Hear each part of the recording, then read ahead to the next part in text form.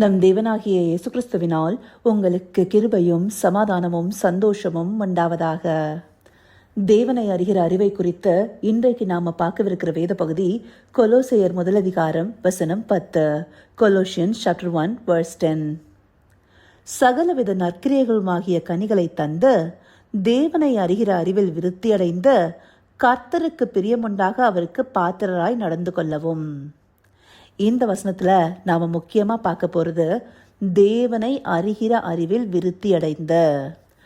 தேவனை அறிகிற அறிவு என்பது நாளுக்கு நாள் விருத்தி அடைந்து கொண்டே இருக்கணும், அதாவது அதிகரித்து கொண்டே இருக்கணும். இதே வார்த்தைகளை ஒரு ஆங்கில மொழிபெயர்ப்புல நேர்த்தியா கொடுத்திருக்கிறாங்க. Steadily growing in the knowledge of God. இதுல ஸ்டடிலின்னு சொல்லப்படும் போது அது படிப்படியாக அல்லது சீராக வளருவதை காண்பிக்கிறதாக இருக்கு. அந்தபடியாக தேவனை அறிகிற அறிவு என்பது ஒரு நாள் காரியம் அல்ல, அது நம்முடைய வாழ்க்கையில தொடர்ந்து நடக்கிற செயல்முறையாக இருக்கு. ஆங்கிலத்துல சொல்லணும்னா கண்டினியூஸ் ப்ராசஸா இருக்கு. அப்படியா நாம ஒவ்வொரு நாளுமே தேவனை அறிகிற அறிவுல வளருகிறவர்களா, அதுவும் சீராக வளருகிறவர்களாக இருக்கணும். அப்படியாக வளருவதே நம்முடைய குறிக்கோளாகவும் இருக்கணும். தமிழ் மொழிபெயர்ப்புகள்ல மாத்திரம்தான் இந்த வார்த்தை இந்த வசனத்துடைய மைய பகுதியில வருது. ஆங்கிலத்துல பார்த்தோம்னா இதுவே இந்த வசனத்துடைய கடைசியாக வருது. அப்படி ஆங்கில மொழிபெயர்ப்புகள்ல பார்க்கும்போது கடைசி பகுதி முதலாவதாக வருகிறதா இருக்கு. அதாவது கர்த்தருக்கு பிரியமுண்டாக அவருக்கு பாத்திரராய் நடந்து கொள்ளவும். இதை பவுலடியார் அடிக்கடி தன்னுடைய நிருபத்துல குறிப்பிட்டிருப்பாரு. எபேசியர் 4 முதல் வசனத்துல கூட, ஆதலால் கர்த்தர் நிமித்தம் கட்டுண்டவனாகிய நான் உங்களுக்கு சொல்லுகிற புத்தி என்னவெனில், நீங்கள் அழைக்கப்பட்ட அழைப்புக்கு பாத்திரவான்களாய் நடந்து. அப்படியாக தேவன் நம்மை எதற்காக தெரிந்து கொண்டாரோ, எதற்காக நம்மை பிரித்தெடுத்து அழைத்திருக்கிறாரோ அந்த அழைப்பிற்கு நாம பாத்திரவான்களாக நடந்து கொள்ளணும். அப்படியாக நடந்து கொள்வதற்கு நமக்கு என்ன தேவை? தேவனை அறிகிற அறிவு தேவை. அவரை அறிந்து கொள்ளும் போதுதான் அப்படி நடந்து கொள்ள முடியும் இல்லையா? அந்த வார்த்தைகள் சொல்லப்பட்ட பிற்பாடே சகலவித நற்கிரைகளும் ஆகிய கனிகளை தந்துன்னு சொல்லப்பட்டிருக்கு. ஆண்டவராகிய இயேசு கிறிஸ்து இந்த பூமியில வாழ்ந்த போது நன்மை செய்கிறவராக சுற்றி திருந்தார்னு சொல்லி வசனங்கள் தெளிவாக சொல்லுது. அந்தபடியாக நன்மை செய்கிறதுங்கிறது தான் நற்கிரியைன்னு சொல்லப்படுது.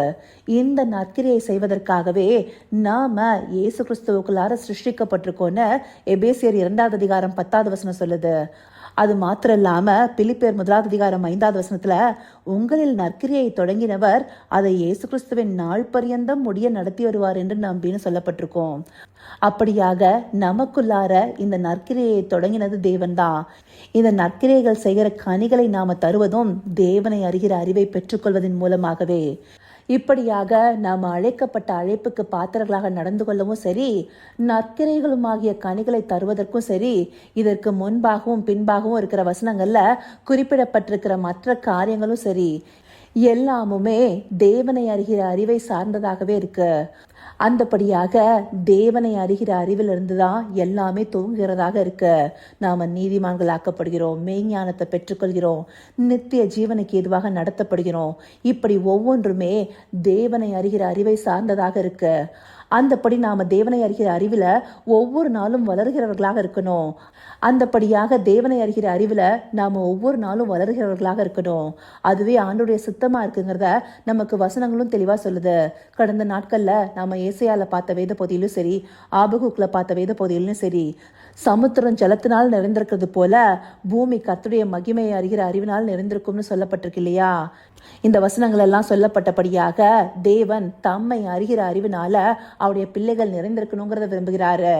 எப்படி ஒரு பிள்ளை தன்னுடைய தகப்பனை நல்லா அறிந்து வைத்திருக்குமோ அதே போலதான் நம்முடைய பரம தகப்பனை நாம நன்கு அறிந்தவர்களாக இருக்கணும். அப்பதான் அவருடைய சித்தத்திற்கு ஒப்பு கொடுத்து செயல்படுகிறவர்களாக காணப்பட முடியும். இந்தபடியாக தேவனை அறிகிற அறிவானது நாளுக்கு நாள் தொடர்ந்து நடக்கிற ஒரு செயல்முறையாக நம்முடைய வாழ்க்கையில சீராக வளர்ந்து கொண்டிருக்கிறதாக இருக்கணும். இந்த அறிவுல நாம வளரணுங்கிறதுக்காகவே பரிசுத்த ஆவியானவரும் நமக்கு தந்தரப்பட்டிருக்கிறாரு. அவருடைய துணை கொண்டு அந்த நாட்கள்ல பரிசுத்தவான்கள் தேவனை அறிகிற அறிவுல விருத்தடைந்தவர்களாக இருந்தாங்க. அதற்கு சிறந்த உதாரணம் தாவீது ராஜாவாக இருக்கிறாரு. அப்படி அவர் தேவனுடைய இருதயத்திற்கு ஏற்றவராக அவரை அறிகிற அறிவுல தன்னுடைய வாழ்நாள் எல்லாம் விருத்தியடைந்தவராக இருந்தாரு. அது அவருக்கு எவ்வளவு பலனாக இருந்ததுங்கிறத சங்கீத பகுதிகளும் அவருடைய வாழ்க்கையும் நமக்கு விவரிக்கிறதா இருக்கு. இப்படியாக தேவனை அறிகிற அறிவில் ஒவ்வொரு நாளும் நாமும் விருத்தியடைபவர்களாக இருக்கணுங்கிறதுக்காகவே இந்த பகுதிகள் நமக்கு காண்பிக்கப்பட்டிருக்கு. இதை உணர்வுள்ள இருதயத்தோடு பார்த்து ஒவ்வொரு நாளும் தேவனை அறிகிற அறிவை தொடர்ந்து தேட அவரை நோக்கி பார்ப்போமா? கர்த்தாவே, தேவாதி தேவனே, உமக்கே இந்த வேலையில் நன்றி செலுத்துகிறோம் ராஜா. அப்பா, உம்மை அறிகிற அறிவில் நாளுக்கு நாள் நாங்கள் விருத்தி அடையணுங்கிறத இந்த பகுதிகள் மூலமாக எங்களுக்கு காண்பிச்சிருக்கீங்க தகப்பனே. அந்தபடியாக உம்மை அறிந்து கொள்கிற நாள் முதற்கொண்டே தேவரீர் எங்களை நீதிமான்களாக்கி நற்கிரியைகளுக்கு ஏதுவாக எங்களை நடத்துகிறீங்க தகப்பனே. அந்தபடியாக உம்மில் நிலைத்திருந்த நீர் அழைத்த அழைப்பிற்கு பாத்திரவான்களாய் நடந்து கொள்ள உம்மை அறிகிற அறிவில் எங்களை மேம்பட செய்யுங்க தகப்பனே. அப்படியாய் நீங்க நடத்தப் போகிற கிருபைக்காய் நன்றி. சகலவித துதி மகிமை கனம் யாவும் ஒருவருக்கே செலுத்துகிறோம். இயேசு கிறிஸ்துவின் மூலமாய் வேண்டிக் கொள்கிறேன் பிதாவே. ஆமேன், ஆமேன்.